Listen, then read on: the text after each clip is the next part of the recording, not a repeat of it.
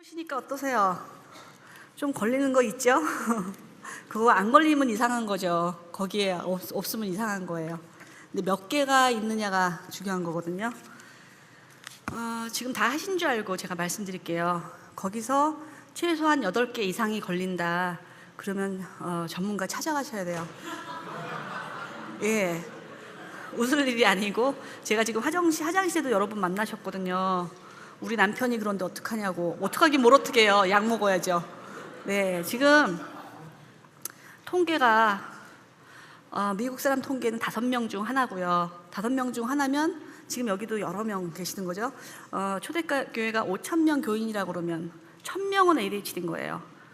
여러분 믿어지시지 않겠지만 그게 현실이고요. 그거는 미국 사람들 통계고, 한국 분들 중에는 3명 중 하나예요.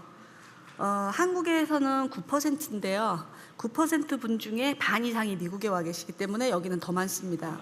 예. 그러니까 제가 아까도 말씀드렸지만 한국에서 살 수가 없어서 올 수밖에 없어요. 그리고 제가 오라고 적극 권장을 합니다. 왜냐면 여기 오면 변호사 중에 제일 많으세요. 거기 써 있죠. 말을 많이 한다고. 변호사님 중에 제일 많고요. 닥터들 중에도 많고, CPA, 그리고 ADD인 경우는 과학자도 많고요. 다 약 먹고 정상 생활하세요. 그러니까 다라고 생각하시면 돼요. 약을 먹는 사람은 표가 안 나는 거고요. 약을 안 먹는 사람은 표가 나는 거예요. 그 차이예요. 그러니까 여러분 지금 안경 쓴 사람들 많죠. 제가 중요한 돋보기를 안 갖고 왔습니다.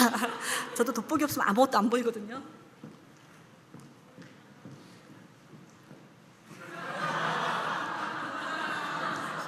이렇습니다. 냉장고에다가 전화기도 집어넣고요. 심각한 수준이에요. 저도 약 먹습니다. 저도 그래서 ADHD 약은 아니고 저는 이제 갑상선 약 먹고요. 예. 그러니까 지금 여기 계신 분 중에 반은 장애고 반은 문제 가정이라고 그랬잖아요. 그러니까 내가 장애가 아니면 환자인 거예요.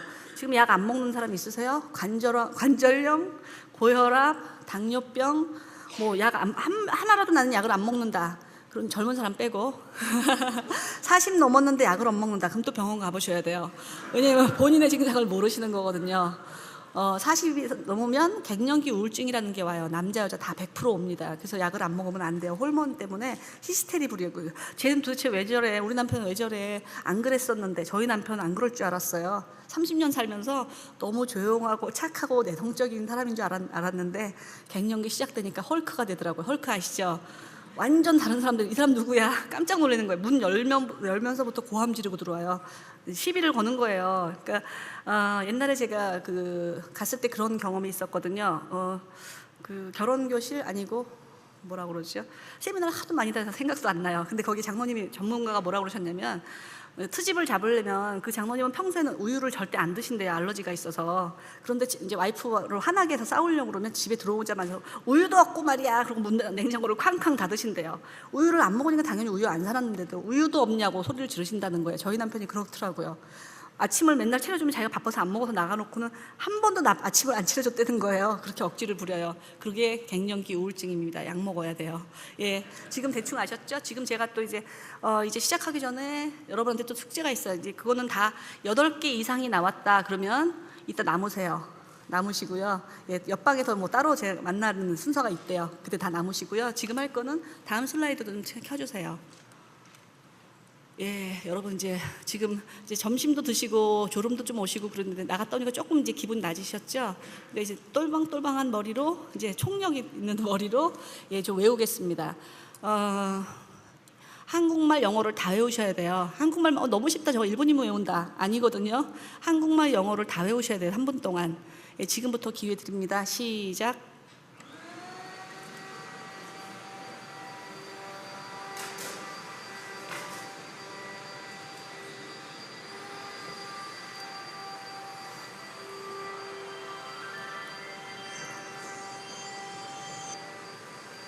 여보세요?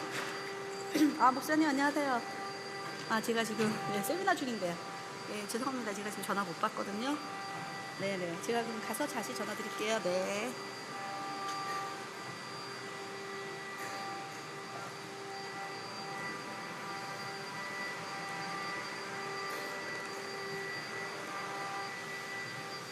아니 지금 백큐 마시면 안 되거든요. 아까 백큐 뭐 떨어진 거 있으세요?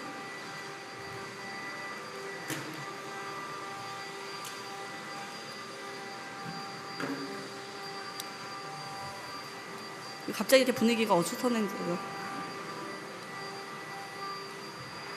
예, 그럼 이제 스탑해 주세요. 됐습니다. 예, 다 멈춰 주세요. 예, 지금 좀 얼떨떨하셨죠? 저거 외워야 되는데 갑자기 왜 이렇게 시끄러워지고 왜 이렇게 뭐가 왔다 갔다 하고. 좀 더 시끄러워야 되는데 좀 덜 시끄러웠나요? 외울만 하세요? 어떠셨어요? 알았어. 우리 장수연 자매님 일어나 주실래요? 아니 외우라고 일어나는 게 아니까 걱정하시지 말고요. 제가 지금 너무 놀라셔갖고 뭐 외웠어 지금 그러고 계세요. 지금 어떠셨어요? 지금 외우려고 했더니 막 떠들었죠? 기분이 어떠셨어요? 못 외우겠죠? 지금 외우셨어요? 그런데도 불구하고 외우셨어요? 못 외우셨어요? 네, 외우려니까 정말 힘들죠? 조용해도 외우기 힘든데 너무 떠들잖아요, 그죠? 네, 앉아주세요.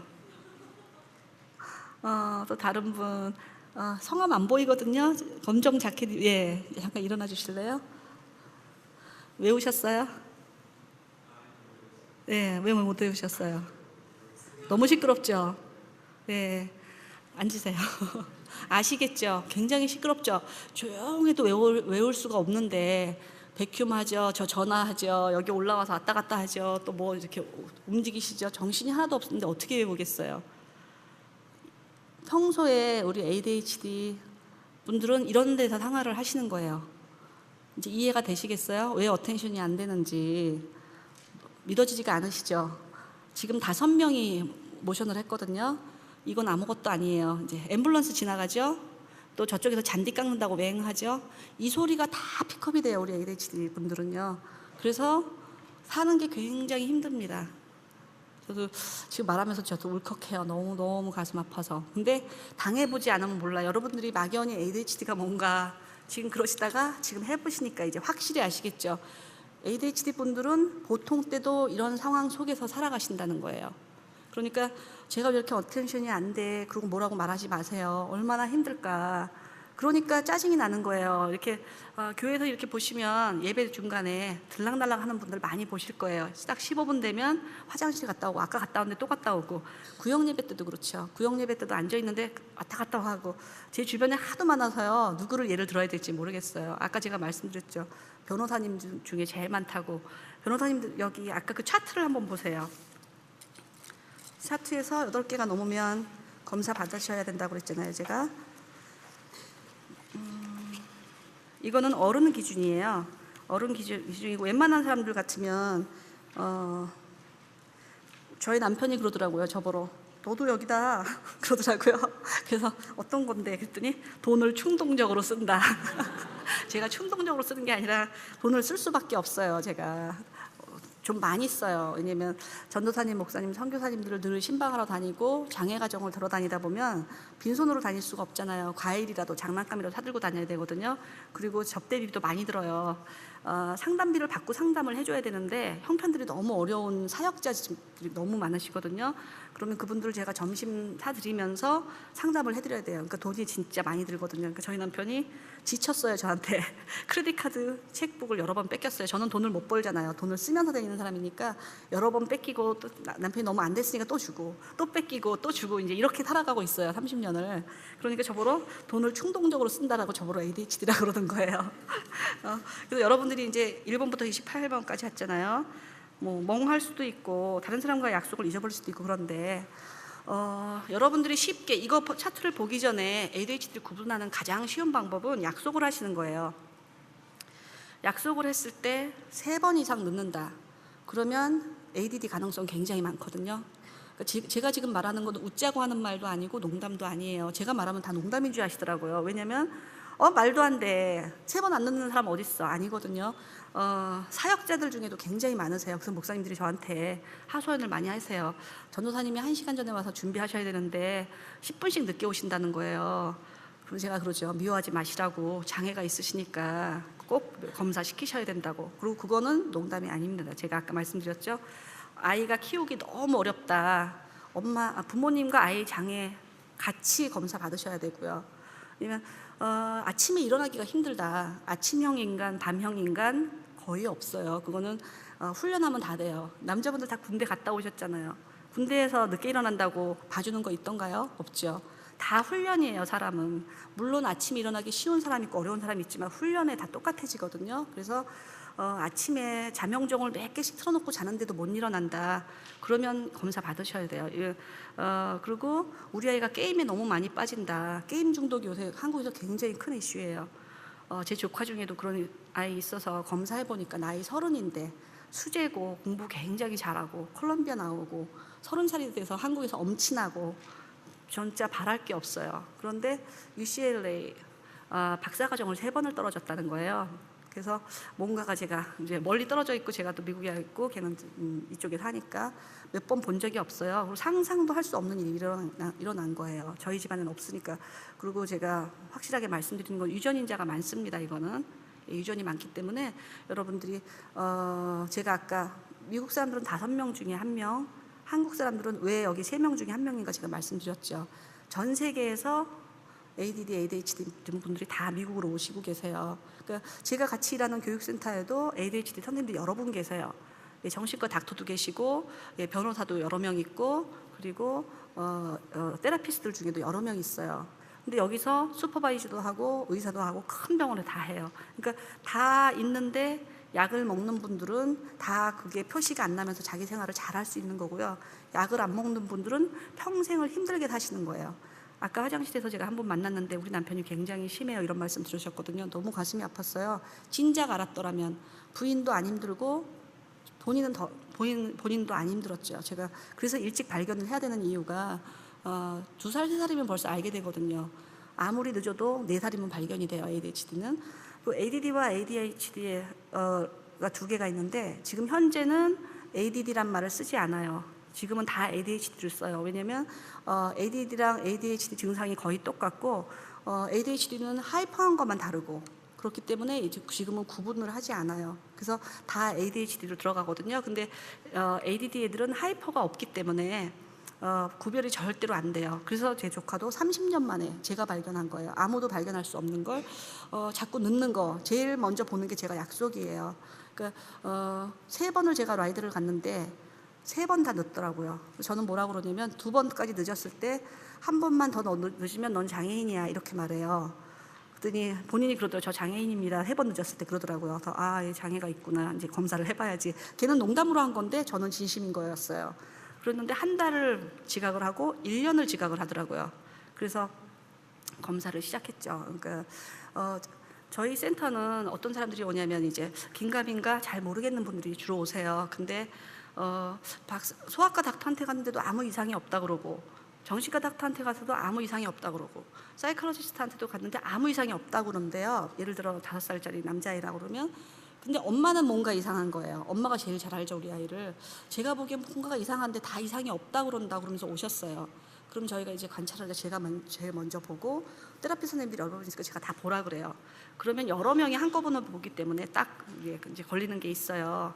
그래서 선택적 한목증이구나 아니면 뭐구나 저희가 다 발견이 돼요. 저희는 거의 발견을 다 해요. 그래서 제 조카 같은 경우도 아무도 발견 못하고 30살이 되도록 제가 인터뷰를 해보니까 금방 저는 알았거든요. 지각을 3번 이상 한다. 지각하는 게 약속하는 게 제일 쉬운 거죠. 의지대로 갈 수 있는 거잖아요. 한규선 목사님하고 저하고 오랫동안 약속하고 행사하고 많이 했지만 늘 10분 전에 만나요. 아까 그 차도 제가 목사님한테 물어봤어요. 목사님 몇 개 걸리세요? 하나도 걸리는 거 없습니다. 정상이시잖아요. 정상이니까 지금 목회하시고 저도 정상이니까 여기서 강의하고 약을 다른 분 같으면 약 먹고 이렇게 하는 분들도 많다고 제가 말씀드렸잖아요. 본인이 알아서 약을 먹어야 되거든요. 제가 아는 박사님께서 ADHD 전문 박사님이 계세요. 근데 그분은 지금 65세고 카이저 병원에서 30년 이상을 정신과 닥터로 일하세요. 근데 그분도 지금까지도 약을 먹으면서 환자를 보고 있고 그분 딸은 변호사인데 대학생이 되니까 본인이 알아서 엄마 나 ADHD야 그러면서 먹더래요. 그러니까 심하지가 않았던 거예요. 어렸을 때 발견이 안 된 거 보면. 근데 제가 보기에는 심했는데 엄마가 ADHD가 있으니까 안 보인 거예요, 딸이. 그럴 수 있거든요. 특수교사인 경우에는 자기 아이가 잡힌 거 훨씬 늦게 발견해요. 왜냐면 늘 그런 애들만 보기 때문에 우리 아이가 조금 이상해도 넘어가는 거예요. 그리고 ADHD 전문가들 아이들도 ADHD 같은 경우는 거의 유전이거든요. 그래서 만약에 이 자리에 지금 10명의 ADHD가 있다고 하면 그 형제들 다 검사해야 되고요. 부모 검사해야 돼서 훨씬 더 인원이 많아집니다. 그래서 그냥 웃을 일이 아니고 지금 전 세계적으로 ADHD 문제가 굉장히 커요. 이게 환경 문제고 음식 문제고 아이폰, 또 우리가 전자파 속에서 살기 때문에, 우리가 어렸을 때는 그런 장애가 없었잖아요. 자폐도 없었고, 저 미국 가서 처음 봤거든요. 자폐 다운 신드롬 ADHD 저 처음 알았어요. 한국에서는 물 좋고 산 좋고 공기 좋고 스킨십이 많고 그런 장애가 생길 일이 없었는데, 지금 이제 문화가 발달하면서 너무 많은 장애가 시작이 됐어요. 그러니까 장애라고 생각하지 마시고 현대병이라고 생각하시면 돼요. 그래서 나도 오늘 검사해봐야지. 8개가 넘네. 그렇다면 나를 위해서뿐만 아니라 우리 아이를 위해서도 해야 돼요. 그러니까 아이들을 빨리 제가 제 조카를 보면서 너무 제가 화가 났어요. 엄마가 조금 더 일찍 발견했더라면 얘가 이렇게 힘들게 살지 않았을 텐데, 인터뷰를 몇 번씩 떨어져서 굉장히 자존감이 낮아지고 얼마나 힘들겠어요. 학교 생활하는 것도.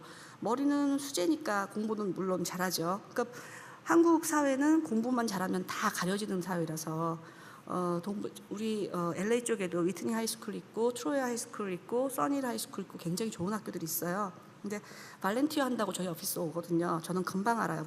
문 열고 들어오면 벌써 보면 알거든요. 어스퍼거 신드롬 아이들도 굉장히 많고요.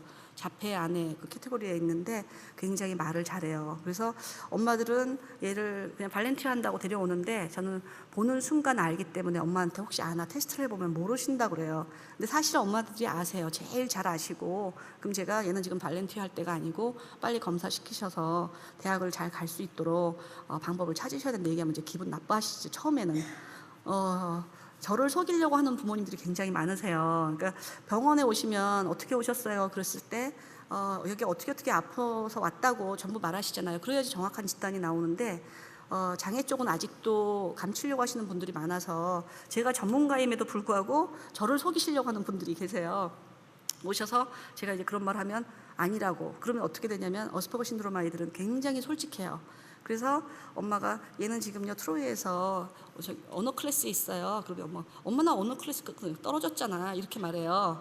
그리고 얘는 그럼 엄마가 이제 막 민망해서 다시 이제 쿡 찔러대고 이제 얼굴 빨개지시다가 조금 있다가 이제 얘는 또 책도 굉장히 많이 읽어요. 이제 발렌티어로 어떻게든지 이제 시간 해야 되니까 얘는 책도 굉장히 많이 읽어요. 그럼 보통 아이들은 가만히 그냥 있잖아요. 속으로 엄마 거짓말한다 이러지만 말은 안 하죠. 근데 얘네들은 굉장히 솔직하기 때문에 엄마 나 만화책밖에 안 읽어 이렇게 말하고, 말하는 족족 엄마를 민망하게 만드는 거예요. 그게 이제 그 장애거든요. 그래서 엄마들은 딴 사람들이 모를 거라고 생각을 하세요. 근데 제가 이제 부모님들한테 상담할 때 제일 많이 하는 거는 남들이 알려면 3살 반이에요. 일반 사람들이 제 자폐인가 봐, 제 ADHD인가 봐 하면 3살 반 정도 되면 남들이 다 알고, 엄마 같은 경우는 최소한 2살이면 알 수 있거든요. 우리 애가 뭔가 이상하지 않을까? 첫 애일 경우는 조금 더 늦지만 2살이면 좀 문제가 있지 않을까? 근데 저 같은 사람은 1살이면 제가 알 수 있거든요. 그래서 엄마는 애가 3살 반, 4살 반, 5살 반이 되도록 남들은 모를 거야 이렇게 생각하시지만 남들은 다 알아요. 교회에서도 목사님 자녀들 중에도 굉장히 많거든요. 그래서 저한테 이제 많이 그런 말이 오죠. 우리 목사님 애들이 ADHD인 것 같은데 말을 못 하겠다고.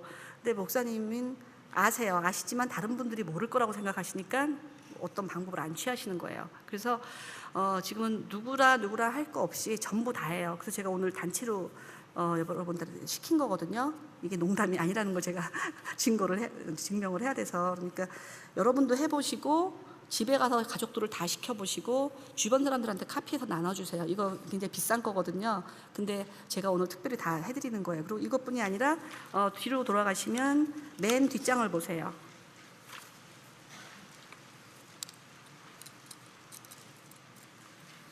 맨 뒷장을 보시면 아동을 위한 코너스 ADHD 평가 척도라고 있죠. 그것도 집에 가서 해보셔야 돼요. 이거는 자녀용이거든요. 자녀용이니까 몇 개 안 나오죠. 그거 보고 우리 애가 좀 맞는 것 같다. 그렇게 하시면 맨 밑에 있죠. 총점 합계가 16에서 17점 이상이면 ADHD 가능성이 있다. 그러면 빨리 연락하셔야 되고요.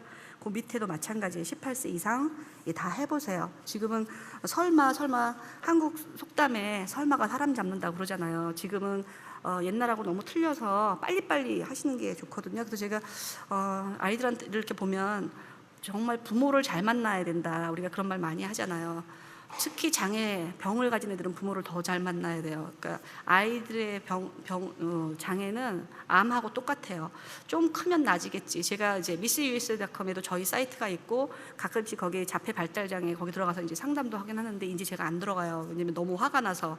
거기에 들어가 보면 내용이 제가 이렇게 보면 다 얘는 자폐, 얘는 다운 신드롬, 얘는 뭐 다 보이는데 엄마들이 뭐라고 쓰냐면 저희 아이 좀 봐주세요. 이렇게 올리세요. 그럼 밑에 이제 다른 분들이 우리 아이도 그랬어요. 커지니까 나아지더라고요. 어쩌고도 뭐 우리 아이들도 그랬는데 괜찮더라고. 이제 위로하는 말들이 있어요. 그러면 위로를 해서 뭐가 얻어지는지 제가 부모님들한테 그렇게 말씀드려서 이제 저희한테 어포인트를 하고 오시려고 이제 스케줄 다 써놓으시잖아요. 스케줄 다 했는데 다른 분이 집에 놀러 오셨다가 아유 그런데 자꾸 가서 그렇게 검사하는 거 아니야. 뭐 안 걸리는 애가 어디 있어. 크면 다 나죠. 이제 옆집 아줌마 그러시면 어포인트먼트 다 캔슬하세요. 실제로 우리 어포인트먼트 오는 것 중에 80%가 캔슬이 돼요. 그래서 그렇죠. 조금 커지면 나아지겠죠. 엄마는 이제 위로받고 싶으신 거예요. 이제 엄마 마음도 그래서 조금 불안한데 근데 그렇게 돼서 만약에 애가 시기를 늦춰서 더 심해지면 옆집 아줌마한테 가서 아줌마가 그러셨지 않냐고 커지면 나아진다고 그럼 뭐 나는 몰랐지. 이제 그러면 끝이에요. 사람 죽여놓고 나는 몰랐지. 그럼 끝인 거거든요. 그럼 내 애는 그동안에 점점 더 암이 일기에서 사기로 갈 수도 있는 거잖아요. 그러니까 제가 부탁드리고 싶은 말은 절대 남의 말을 듣지 말라는 거. 전문가 외에는 말 듣지 말으세요. 얘가 어떤가 좀 봐달란 말도 하시지 말고 엄마가 제일 잘 아시거든요. 엄마가 봤을 때 손녀, 손자 특히 미국에는 손녀, 손자 보시는 할아버지 할머니들이 많으시거든요. 절대 남한테 물어보지 마시고 좀 이상하다 그러면 바로 자녀들한테 말하시고요. 지금은 굉장히 힘든 게 어머니 우리 애가 좀 이상한 것 같아요. 그러면 네 아범도 그렇게 키웠다. 그런 시어머님 굉장히 많으세요. 왜냐면 그런 게 드러나는 게 싫으셔서. 그렇지만 할머니가 감춘다고 해서 감춰지는 게 아니에요. 프리스쿨 가서 아니면 프리스쿨에서도 말을 안 해주거든요. 왜냐면 원장 선생님이 말 안 해주세요. 학원 옮길까 봐. 근데 저는 말을 해주라고 그러거든요. 말을 해주면 엄마가 기분이 나빠서 학원을 옮길지라도 우리 애가 조금 이상하긴 한가 보다. 검사 한번 해봐야 되는 거 아닌가 이런 생각을 갖게 되시는데 괜찮아요. 아유 너무 잘해요. 그런 분들이 많으세요. 왜냐면 얌전하거든요. ADD 애들은 얌전하고 또 오티즘 심한 애도 있지만 얌전한 애도 있잖아요. 그러니까 문제가 없어서 얌전한 건 아니고 원래 아이들은 다 똑같아요. 다 애들 키워보셨잖아요. 몇 살 때 옹알이하고 몇 살 때 우유 먹고 몇 살 때 걷고 여기 어머님들 많으셔서 다 똑같아요. 애들이 우는 이유가 있잖아요. 왜 우유가 없어서 기저귀가 젖어서 아니면 애가 뭔가 불편해서 우는 거예요. 그러니까 뭔가 이유가 있어서 애가 집어 던지기도 하고 소리도 지르고 문제도 일으키고 하는데 크면 다 괜찮다니 그렇지가 않죠. 얘가 지금 죽겠다는데 빨리빨리 데려가셔야죠. 그러니까 옛날에는 뭐 커서 말문이 트인 애도 있고 뭐 그런지 몰라요. 물 좋고 탄 좋고 했을 때는 공기가 좋았고 지금은 2살이 됐는데도 말을 못한다. 2살이 됐는데도 얘가 조금 이상하다. 조금 이상하다 생각이 들자마자 바로 가셔야 돼요. 그 정도로 지금은 심각한 사회에 우리가 살고 있거든요. 그리고 조기 유학 같은 거 보내는 엄마들 제가 진짜 막 때려주고 싶어요. 그러니까 내가 키우기가 너무 어려워서 미국으로 보내는 거거든요. 특히 홈스테이 하는 아이들 너무 가슴 아파요. 얼마나 저는 이제 특수 상담을 하잖아요. 일반 상담이 아니거든요. 저는 일반 상담하는 분들하고는 저는 굉장히 달라요. 굉장히 심각한 여러분한테 말씀드릴 수 없는 사건들이 너무 많이 일어나고 있기 때문에 제가 라이드도 아무도 믿지 말라고 엄마 아버지 외에는 절대 아무도 라이드 시키지 말라고 여기 교육자들 사역자들 계시지만 되게 죄송하지만 다 사람이에요. 밤늦게 특히 여학생들 같이 라이드 시키지 마시고 굉장히 근데 너무 모르세요. 제가 아무리 강조를 해도 우리 시어머님도 제가 조카들 절대 보내지 말라고 아무리 말을 해도 부모님들이 다 바쁘시니까 그냥 아이들을 미국으로 유학을 보내요. 그래서 생기는 일들이 참 많거든요. 대학생이 됐을 때 운전할 수 있을 때 영어로 말할 수 있을 때 도망갈 수 있을 때 유학 오는 건 오케이지만 그 전에 국민학교 1, 2학년 애들 아무리 재능이 있어도 혼자 여자애들 어디 보내면 남자도 마찬가지예요. 지금은 동성애라서 더 무서워요.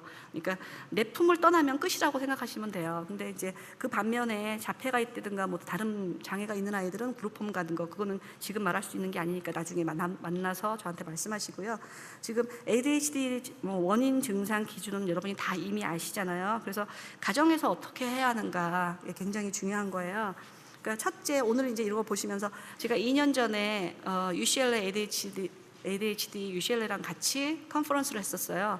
근데 그때 제가 ADHD로 오세요. 그러면 한 명도 안 오거든요. 지금 여기 계신 분들도 내가 ADHD라는 거 모르시잖아요. 우리 애가 설마 이렇게 다 지금 생각이 드실 거예요. 그래서 제가 어떻게 홍보를 하냐면 고집이 세 나이 머리는 너무 좋은데 공부를 못하는 아이, 맨날 잊어버리고 다니는 아이, 백팩 정리 안 하는 아이, 방 맨날 지저분한 아이, 아침에 못 일어나는 아이, 뭐 이런 식으로 해서 제가 이제 쭉 나열을 해요, 신문에. 그럼 그걸 보고 200명이 오시더라고요. 그리고 제가 꼭 부부 동반 오시라 그래요. 왜냐면 엄마가 가서 잘 듣고 가서 아빠한테 전하면 그런 게 어딨어, 그냥 끝나요. 그리고 혹시 우리의 검사 받아야 되지 않을까? 그런 말 꺼내지도 말라고 아빠가 이제 버럭 화를 내죠. 왜냐면 찔리는 게 있거든요. 자기도 그랬었거든요. 그래서 그렇게 오신 다음에 그분들이 굉장히 많이 우셨어요. 아빠들이 오셔서 우리 아이가 ADHD인 거 오늘 처음 알았다고, 내가 너무 많이 때렸다고 그러셨어요. 야구방망이로 골프치로 굉장히 많이 때리세요. 왜냐면 걔네들이 말대꾸를 하고 막 덤비잖아요. 왜냐면 분노 조절이 안 되기 때문에. 그리고 그래서 아빠가 너무 가슴이 아프니까 울면서 나도 ADHD인 거 오늘 처음 알았다고. 제가 유전이라고 말씀드렸잖아요. 그러니까 애가 ADHD면 부모 둘 중에 하나가 ADHD가 있는 거예요. 그래서 굉장히 중요한 거고요. 그러니까 일단 아이를 이해하고 받아들이셔야 돼요. 그래서 여러분들은 오늘 오셨으니까 이제 다 이해하고 받아들이실 수 있는 자세가 되셨잖아요. 고집이 세서 그러는 것도 아니고 버릇이 없어서 그런 것도 아니에요.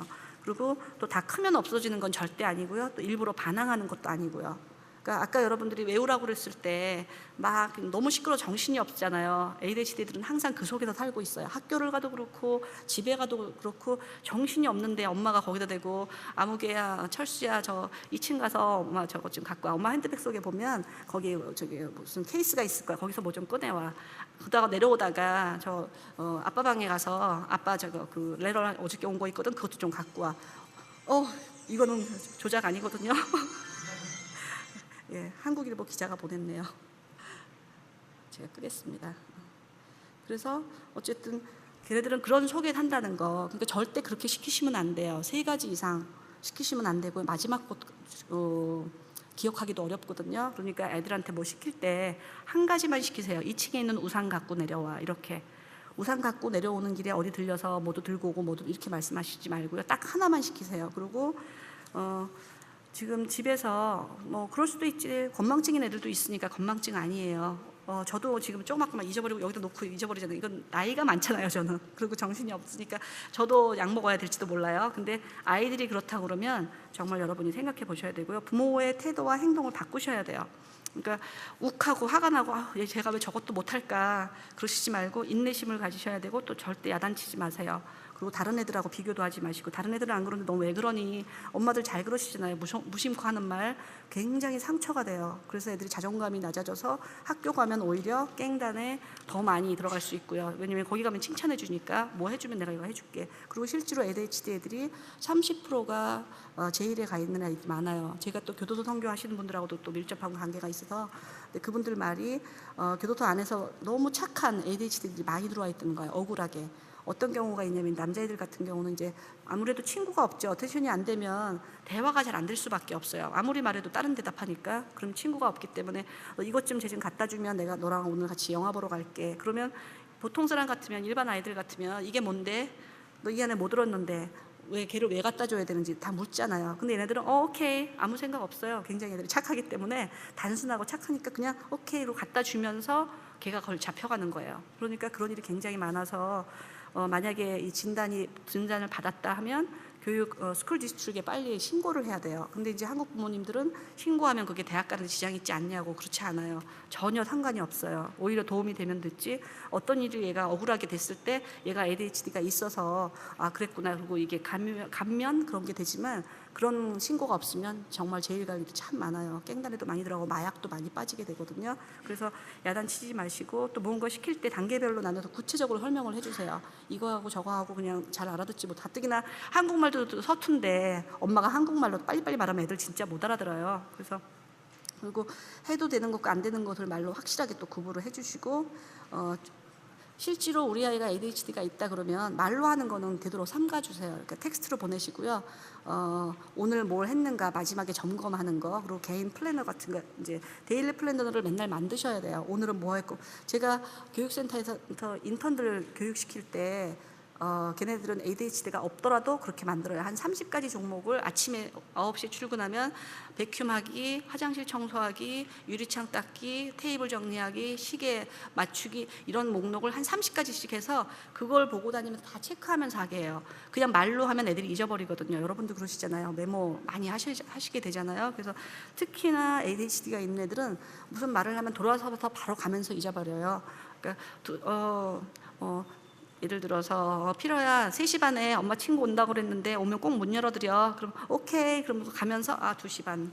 2시 반이 돼버려요. 그러니까 시간 관점 그런 게 없기 때문에, 그리고 엄마가 말했을 때 정확히 듣지 않기 때문에 오케이 그런다고 애들이 알아듣는 게 아니고요. 그러면 그럴 때는 엄마가 몇 시라고 그랬지? 그러면 걔는 잘 모른다 그래요. 한번 오늘 집에 가서 테스트 해보세요. 어떻게 말하는지.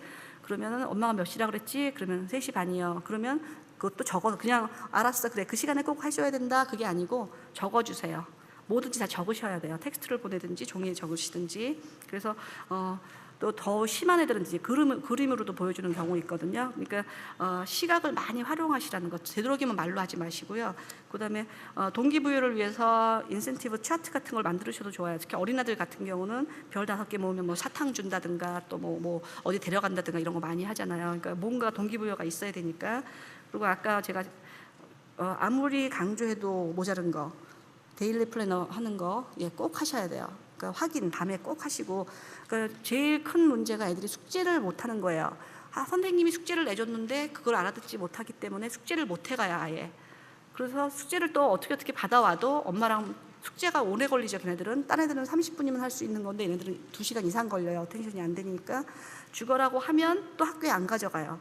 그러니까 선생님은 맨날 숙제 안 한다고 노티스를 주는 거죠. 그러다 보니까 애들이 학교 가기 싫어지고 실제로 학교 안 가는 애들이 굉장히 많아요. 여기는 제가 모르지만 저한테 상담 오는 애들이 하이스쿨 아이들 꽤 많아요. 여자애들도 학교 안 가고 남자애들도 안 가고 가기 싫다는 거예요. 가기 싫다는 이유가 학교 가면 뻔히 야단 맞거든요. 숙제 왜 안 하냐부터 시작해서 잔소리를 많이 듣기 때문에. 근데 집에서도 엄마가 잔소리하고 학교에서도 하면 애들이 갈 때는 하나밖에 없어요. 가출밖에 없어요. 그래서 부모님이 속이 다 끓더라도 인내심을 가지고 같이 노력을 하지 않으면 굉장히 힘든 거고요.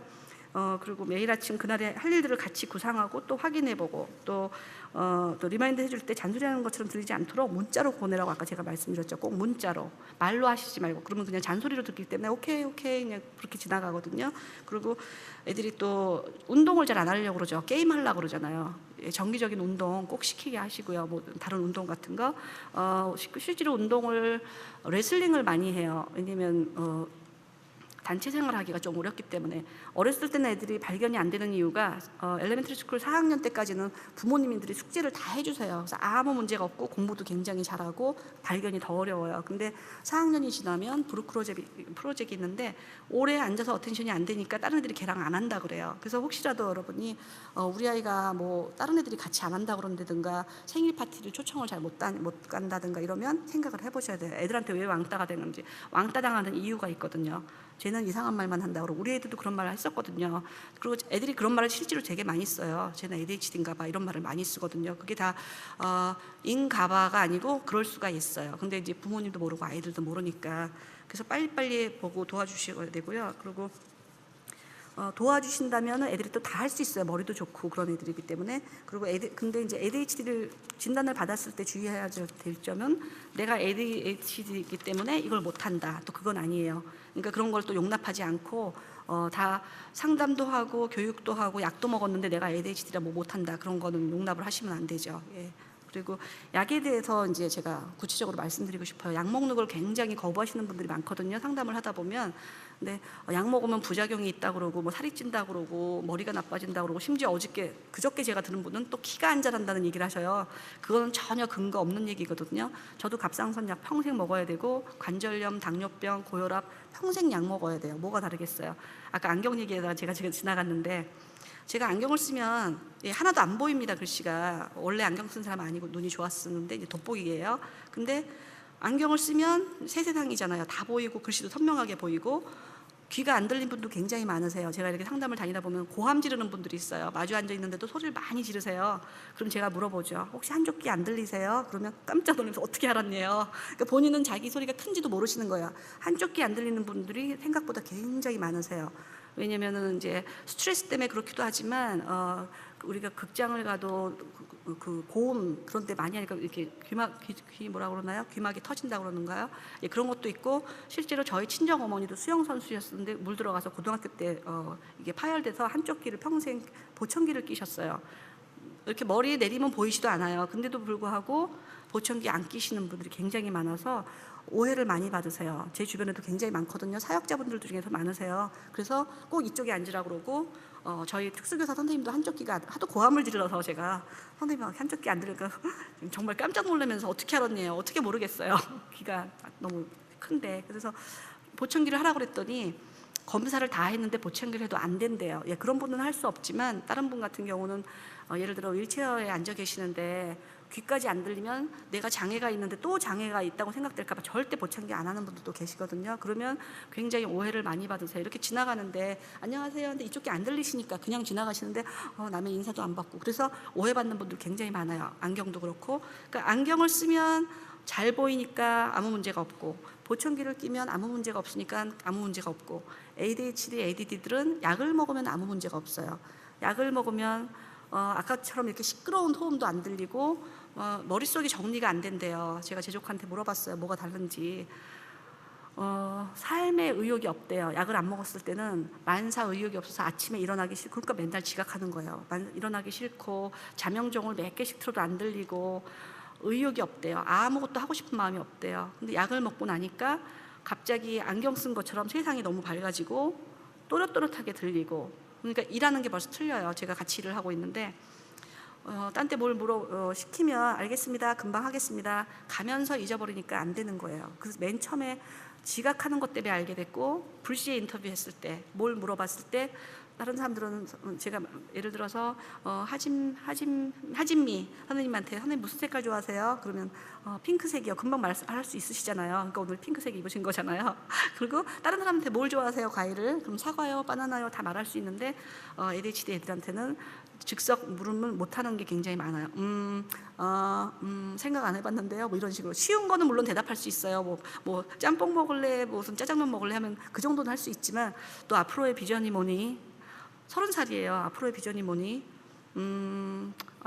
생각해 본 적이 없대요. 수재가 컬럼비아로 지금 나와서 남들을 보면 엄치나 이제 지금 장가가기 1순위 이런 사람이 왜 잡 인터뷰에서 떨어질까? 제가 이제 해보는 거예요.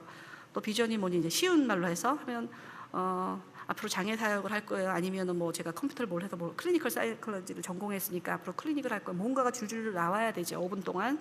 근데 글쎄요. 생각해 본 적 없는데요. 그럼 인터뷰 가서 그렇게 계속 생각해 본 적이 없는데요. 생각이 안 나는데요. 잘 모르겠는데 이러면 누가 쓰냐고. 그러니까 취직이 안 되는 거예요. 지금 취직을 못해서 집에서 노는 자녀들 굉장히 많아요. 제 친구들 자녀들께도 많거든요. 다 이유가 있어요. 그냥 내가 가기 싫어서가 아닌 거예요. 못 가는 것도 있고, 그러니까 다 검사를 진짜 해봐야 돼요. 그러니까 결혼도 40살이 돼서 못 간다, 50살이 돼서 못 간다. 본인이 안 가는 건 물론 있지만 못 가는 이유 있어요. 만났을 때 이상한 행동을 한다든가, 이상한 질문을 한다든가, 생뚱맞다 그러죠.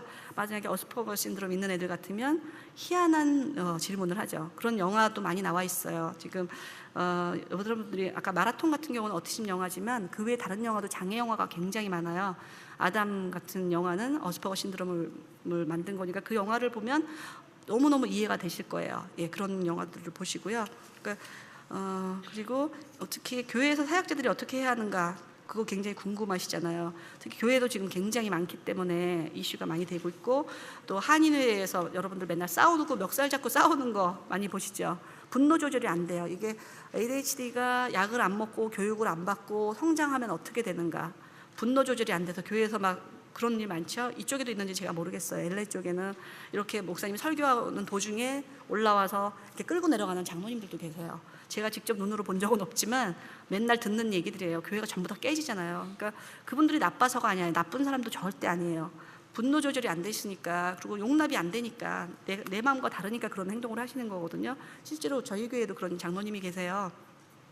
너무 착하시고 정말 좋은 분이에요. 근데 상대방이 왜 기분 나쁜지를 잘 몰라요. ADHD들은. 제가 딱 보니까 금방 알겠어요. 근데 그걸 개인 프라이버시인데 제가 말할 수도 없고, 교회에 굉장히 분란이 일어났어요. 들어오신 지 얼마 안 되셨는데, 그러니까 예를 들어서 목사님이 뭘 하고 싶다고 이제 그분이 그러시면, 그러세요? 장로님 그럼 알아서 해주세요. 이렇게 말씀하시면 큰일 나는 거예요.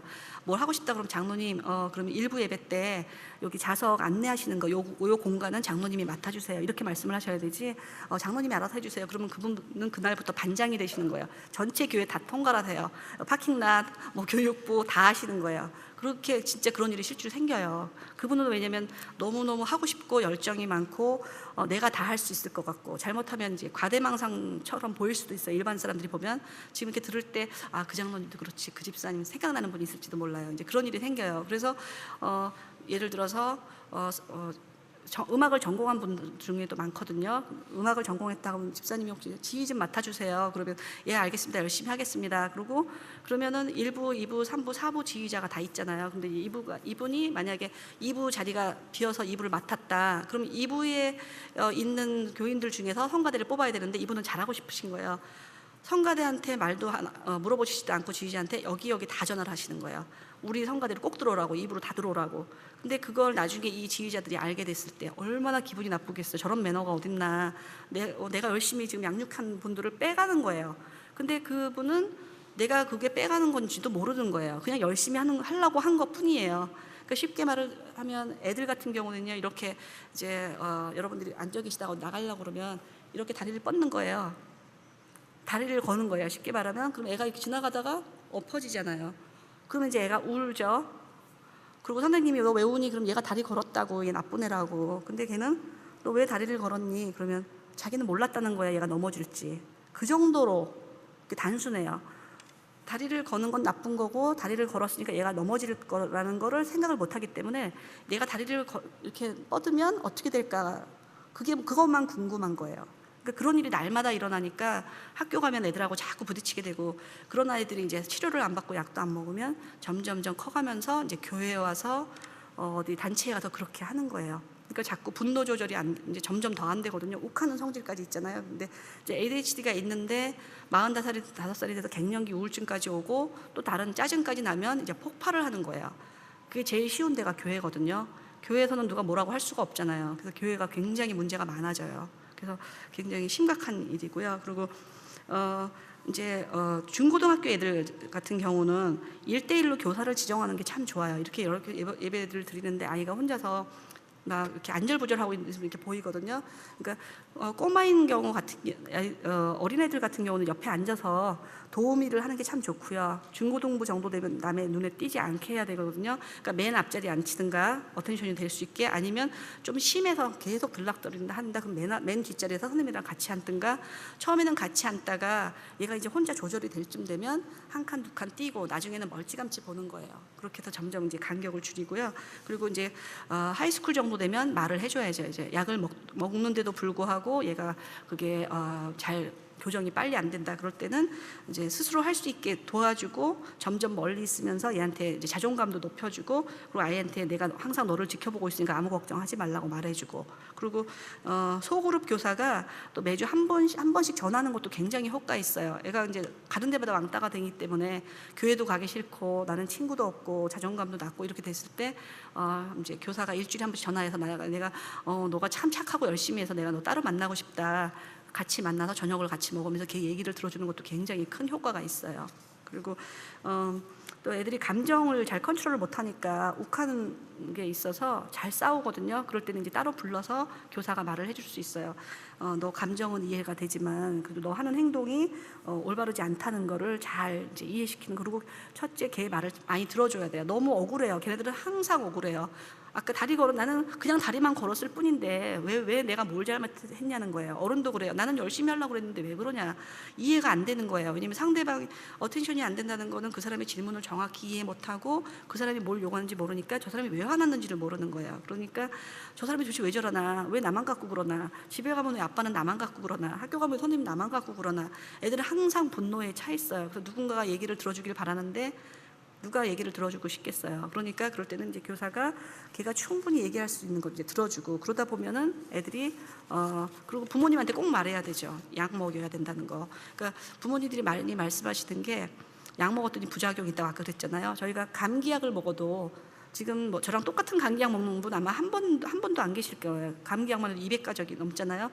이거 먹어봤더니 그건 좀 졸리더라. 이거 먹어봤더니 이거는 조금 내가 속이 쓰리더라. 다 다르잖아요. 그러니까 어떤 분은 그 약을 먹으니까 딱 맞다. 그리고 또 막 권해주지만 먹어보니까 아닐 수도 있고. 그러니까 전부 다 트라이를 해서 그 약을 먹어보니까 잠이 자꾸 온다. 그럼 좀 독한 거예요. 그 약을 먹어도 아무 효과가 없다. 그럼 좀 약한 거예요. 그러면 의사 선생님한테 말해서 처방을 몇 개를 트라이해서 먹어본 다음에 이거는 괜찮은 것 같아요. 그럼 그걸 계속 먹는 거예요. 그렇다고 죽을 때까지 먹느냐, 그거는 아무도 모르죠. 이게 먹어서 효과가 있어서 훨씬 좋다. 그러니까 예를 들어서 미국 사람들 같은 경우에는 그런 분들도 심지어 있어요. ADHD가 아니고 보들라인에 있는 아이들이 있잖아요. 그럼 일부러 ADHD 처방을 받으려고 그래요. 대학 갈 때 굉장히 혜택이 많거든요. 저희 선생님 중에도 여러분 계시다고 그랬잖아요. 아이빌리그 다니는 애들 중에 굉장히 많아요. 왜냐면은 걔네들은 들어가는데 조금 점수가 가산이 돼요. 어떤 게 되면 시간을 좀 더 준다든가, 레포트 내는 날짜를 좀 더 준다든가, 그리고 학교에서 10%는 그런 아이들을 뽑는다든가. 그래서 외국 사람들은 오히려 그 진단을 받아서 좋은 학교 가려고 하는 사람들이 있어요. 그래서 5명 중에 하나라는, 그렇게 정말 그렇게 맞는가 그렇지 모르지만 정말 그렇게 하는 분들도 있어요. 근데 한국 분들은 얘가 심한 ADHD인데도 너무 싫다, 절대 진단 안 받는다, 그래서 애들한테 더 불합리한 그런 게 더 많아요. 죄를 가게 만들고. 그러니까 부모님이 현명하게 대처를 하셔야 돼요. 그러니까 그거는 뭐 무슨 창피한 것도 아니고 얘가 그것 때문에 평생 어떻게 잘못되는 것도 아니에요. 아까 제가 말씀드렸죠. 변호사 중에 굉장히 많고 정신과 닥터 중에도 CPA 중에도 제 친구 중에 너무 많아서 제가 누구는 기고 누구는 아니라고 말을 할 수가 없어요. 그렇다고 제가 일부러 내 친구들을 골라서 만났느냐, 그거 아니거든요. 3명 중에 1명이라고 그랬잖아요. 우리 셋이 앉아있어요. 여기 지금 3명은 앉아 계시잖아요. 이 셋 중에 하나라는 얘기예요. 근데 나는 아니겠지, 난가? 그럴 수도 있잖아요. 그러니까 그럴 필요 없이 다 예방 차원에서 다 검사를 맡아보고, 아니면 그럼 나는 또 다른 병이 있나? 그렇게 생각해 볼 수 있잖아요. 저도 여러 가지 검사를 많이 하고 상담도 받고 별거 다 하거든요. 조금만 문제 있으면 기도도 하고, 기도해서 고치는 건 아니죠, 이런 거는. 물론 기도해서 고치는 병이 있어요. 병도 있고 정신질환 같은 거는 기도해서도 고치고 영적인 문제도 있지만 하나님이 만드신 이유가 있거든요. 약도 만드는 이유가 있고 닥터도 만드는 이유가 있고. 기도해서 고친다는 분들 많아요. 특히 제가 제일 속 터지는 거는 자폐아이일 경우에 그 담당자가 잘 모르면 기도해서 고친다고 그래요. 그래서 애들 테라피도 못 가게 만들고, 실제로 그런 담당자들이 많이 계시는 걸 제가 알고 있거든요. 그러니까 기도도 해야 되고 약도 먹어야 되고 상담도 해야 되고 교육도 해야 돼요. 그래서 여러 가지 다 해야 되거든요. 그리고 지금 시간이 거의 다 돼가는 것 같죠? 네. 마지막으로 제가 한다면 맨 뒤에 여러분들한테 막 갖고 계실 거예요. 여러분들이 집에 가서 꼭 읽어야 되실 게 맨 뒷장에 뭐 품행성 장애, 반항성 장애, 이거는 다 꼭 읽어보셔야 되고요. 반사회적인 인격 장애, 장애가 종류가 굉장히 많아요. 근데 그거 외에 지금 ADHD 파트를 보면 제가 여러 가지 자료를 드렸거든요. 다 집에 가서 읽으셔야 되고요. 맨 뒤에 그 아동을 위한 ADHD 평가 척도 전에 주의 산만증 아이와 부모의 역할이라는 에세이가 써 있을 거예요. 이분이 전문가시거든요. 제가 이거를 같이 한번 읽어볼게요.